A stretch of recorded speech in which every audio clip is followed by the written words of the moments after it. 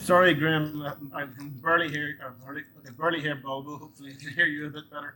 Yeah, no, it's just first of all, on today's match. What was your summing up of it? Yeah, I thought we got to give credit to Sri Lanka. They played extremely well. They were in trouble. We got off to a good start, and they found themselves up against it a bit, but they counter-attacked. Hasaranga played fantastically well. Um, but their bowling performance was extremely impressive. The discipline, the control, and the pace. So we were obviously hoping to have done better, but I think we've got to just accept that that bowling performance was something very, very good. Um, and sometimes against an attack that's executing as well as that, you need a few things to go your way, which didn't quite happen today. And it was always going to be a free hit today anyway, wasn't it? Maybe a game on Friday, maybe to be a winner take all if we lost. Yeah, look, I think for us, we come to this tournament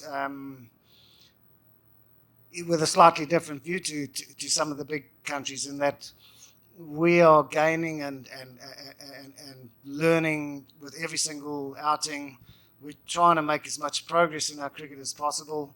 So every game is important as far as that's concerned to try and make the improvements, the little improvements here and there, and become better at executing our skills. And there was mention in with the captain about the adapting to the extra pace and all of that. So the, win or lose, we are gaining and we are learning. So that's a big plus for us. But quite obviously, we're desperate to go through to the next phase of the tournament as well. So big game. At the game, start of big. the tournament, if you had said we have to beat Namibia to qualify, we would have taken that. Yeah, yeah. We of course. I mean, obviously, you're always greedy as a coach. You want to win everything, and you want to have a nice, easy last fixture, and say, well, we're already through.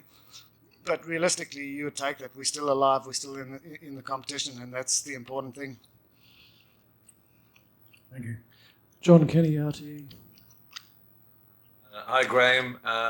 Did you see any of Namibia? Obviously, you've done a lot of preparations today before your own game against Sri Lanka, but that was a very good comeback from them to get 160 odds. What do you make to them? Well, we didn't really get to see too much because we had a long bus journey while the game was on, and then sort of caught the end of the game. They did hit the ball extremely well at the end, but we know that they've got some very dangerous players, and David Visa, who put on a show, and we caught the end of that show. He's played for South Africa in the T20 World Cup before, and I've seen him in South Africa and on the county circuit.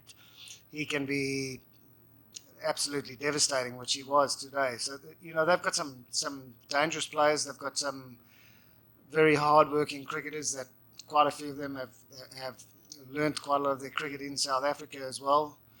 And as Andrew said earlier, they pushed us close in the qualifying or the last game of the qualifiers. We know that they're going to be tough, and anything if we slightly off our best, we will struggle. All right, thanks very much. Nathan Johns, Irish Times.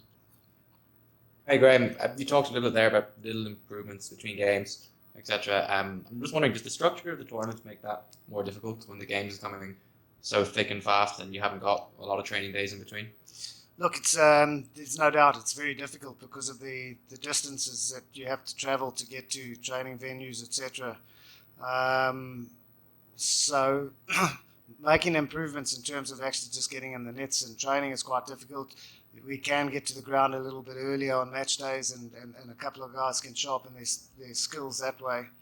A lot of the work needed to be done in the preparation phase, which we had a pretty good block through that period.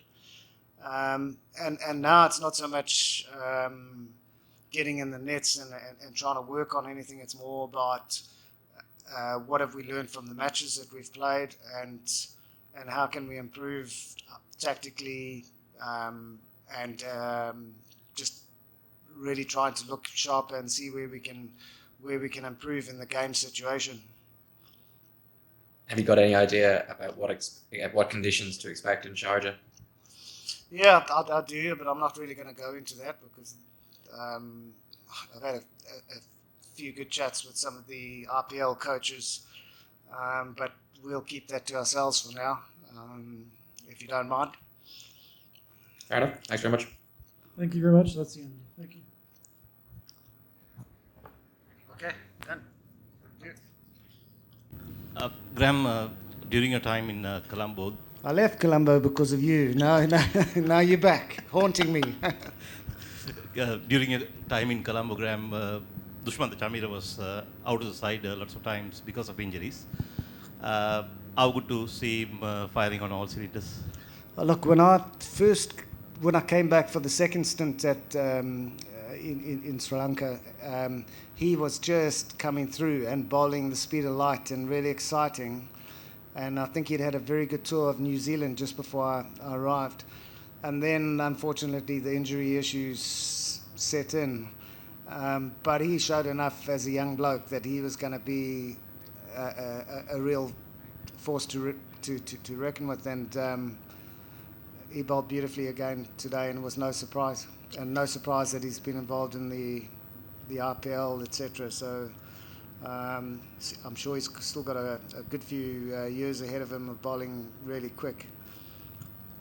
And what's your favorite Irish whiskey? Well, I nearly dropped myself in that. No, if I mention a name, do you think they might sponsor me? Because, if I can get a case or two by mentioning the name, it's quite a good thing. So I'll go with Jamison's for now.